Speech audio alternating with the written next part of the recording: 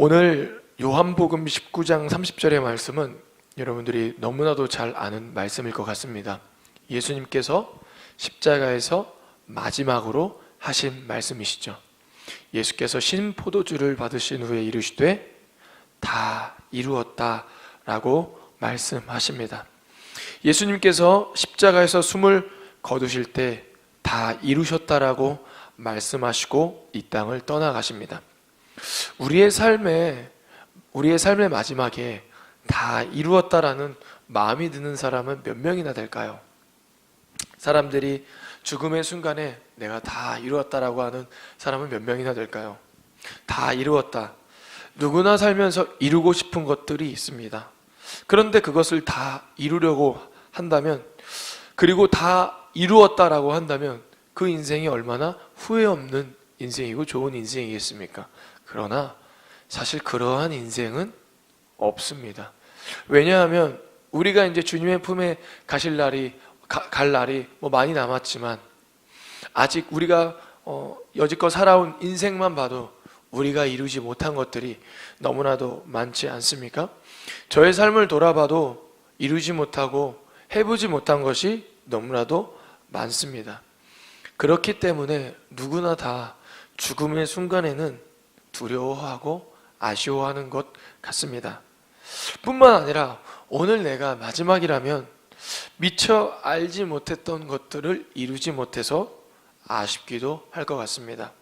그런데 오늘 예수님께서는요, 이 땅에서 생을 마감하시고 하나님 품에 가실 때 정확하게 말씀하시죠.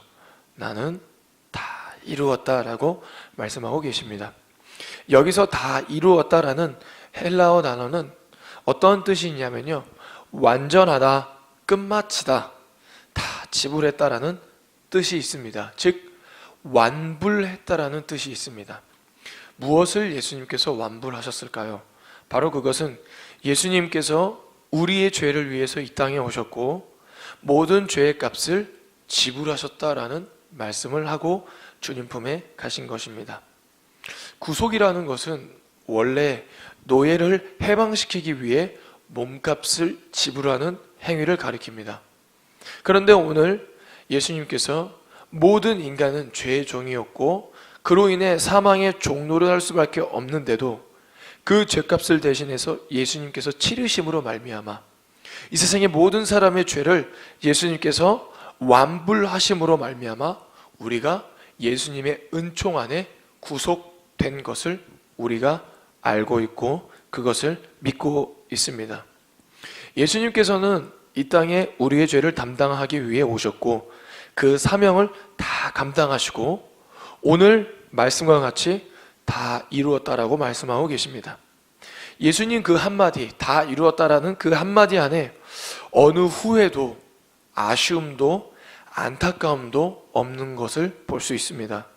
마지막이라는 순간에 후회와 아쉬움과 안타까움이 없는 예수님의 말씀, 다 이루었다. 아마 예수님은 하나님의 뜻을 이루기 위해 이 땅에 오셨고 이 땅에 있는 동안 하나님께서 예수님을 보내신 사명을 분명히 아셨고 그것을 이루셨기 때문에 그렇게 말씀하실 수 있는 것 같습니다.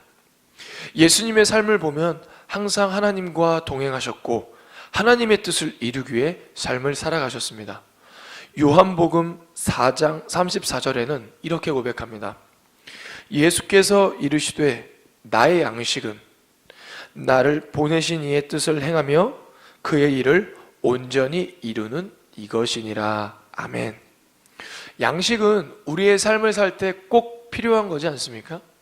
아이들이 키가 크기 위해서는 먹을 것이 있어야 되고 또 우리가 내일, 또 일주일, 한 달, 1년을 살기 위해서는 항상 우리가 매 끼니를 걸어서는 안 됩니다.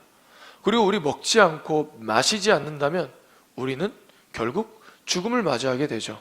그렇기 때문에 우리가 살기 위해서는 양식이 꼭 필요하고 사람에게는 양식이 꼭 필요합니다. 그런데 오늘 예수님께서는 자신의 양식이 바로 자신을 보내신 분 하나님의 뜻을 따라 행하며 그 일을 온전히 이루는 것이라 라고 말씀하고 계십니다. 즉 예수님이 이 땅에 사는 이유는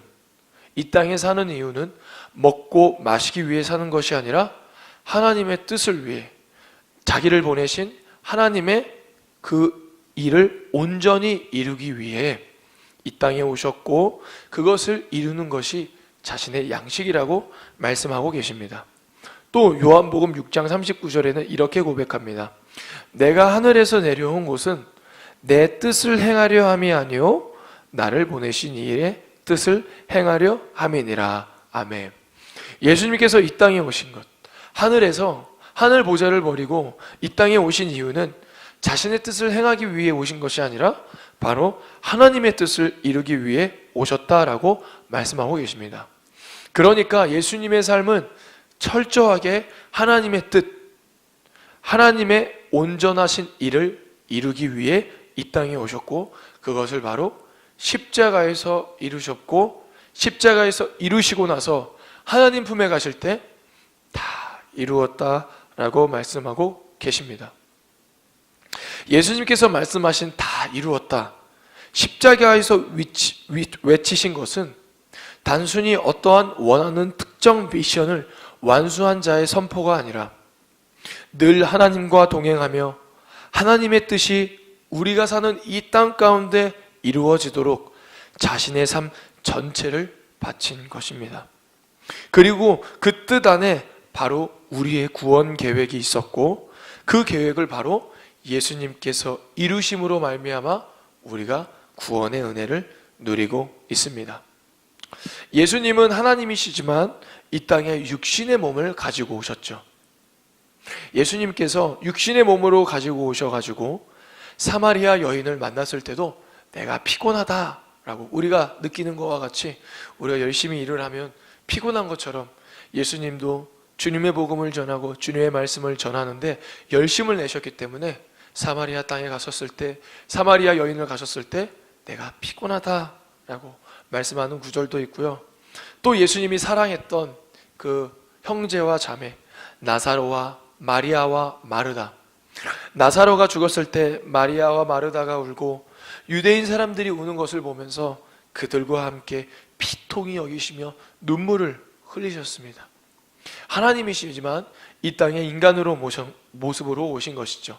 즉 완전한 분이시만 이 땅에 불안하시고 불확실한 삶으로 오셔서 하나님과 항상 동행함으로 말미암아 그분의 뜻을 이루려고 노력하시고 그분의 뜻을 이루신 분이 바로 예수님이십니다.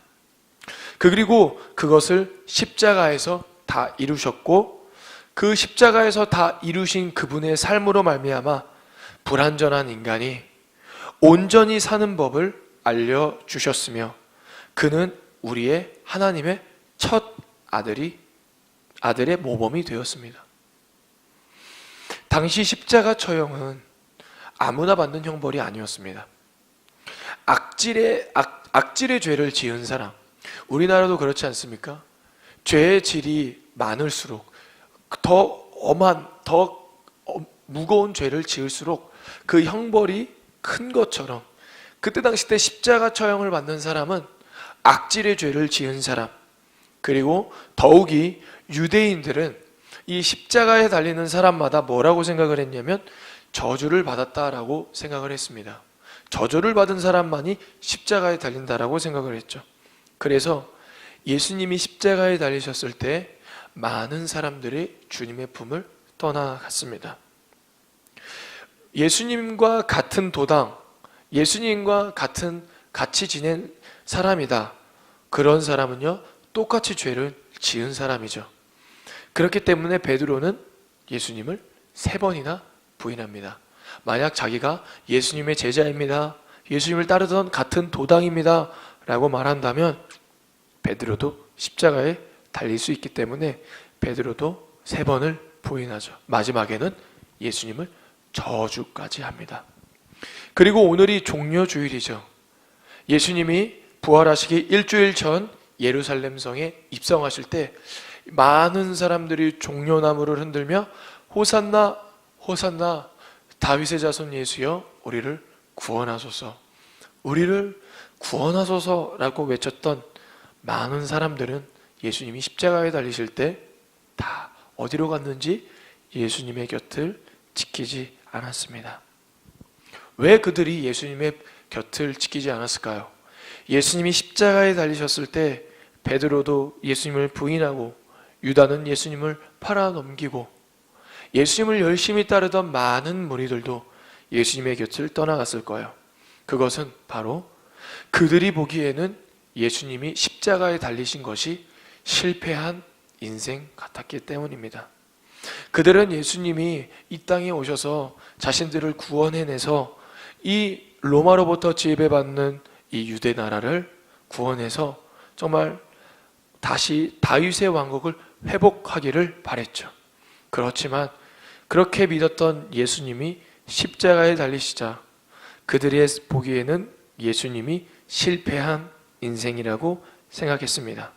그러나 예수님의 십자가는 하나님의 뜻을 다 이룬 것이고 죄의 권세, 사망의 권세, 사탄의 권세 모두 이긴 승리가 바로 십자가인 것입니다.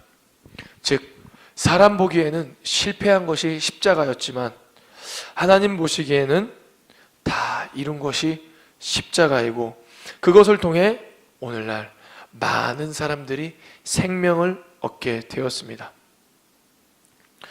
우리의 삶에도 다 이루기 위해서는 정말 예수님과 같은 다 이루는 인생이 되기 위해서는 예수님처럼 먼저 우리가 불완전하고 우리가 연약하다라는 것을 인정하고 그렇기 때문에 하나님과 항상 동행하기 위해 그리고 그분과 항상 동행하며 그분의 뜻을 이루며 살아가는 것이 진정한 완전한 인생, 다 이루는 인생임을 깨달아야 할 것입니다. 우리가 살아가는 인생은, 우리가 살아가는 세상은 계속해서 무엇을 추구하냐면 더 나은 것을 추구합니다. 열심히 노력해서 더 나은 것을 얻는 것, 그거 굉장히 좋은 것 같죠. 열심히 나를 개발해서 더 나은 것을 얻는 것, 그거 굉장히 좋은 것 같습니다. 그렇지만 우리가 그것만을 추구한다면 결국 우리는 나중에 가서는 좌절과 결핍을 경험하게 될 것입니다. 사업 번창, 성공, 더 나은 집, 더 좋은 곳, 더 나은 것을 따라 살아간다면 우리 그 나중에는 더 나은 것을 추구하다 보면 좌절과 결핍과 절망을 경험하게 됩니다.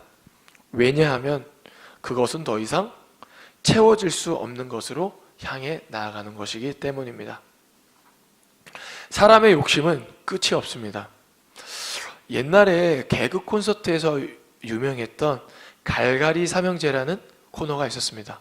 막 이빨로 막 물을 갈거든요.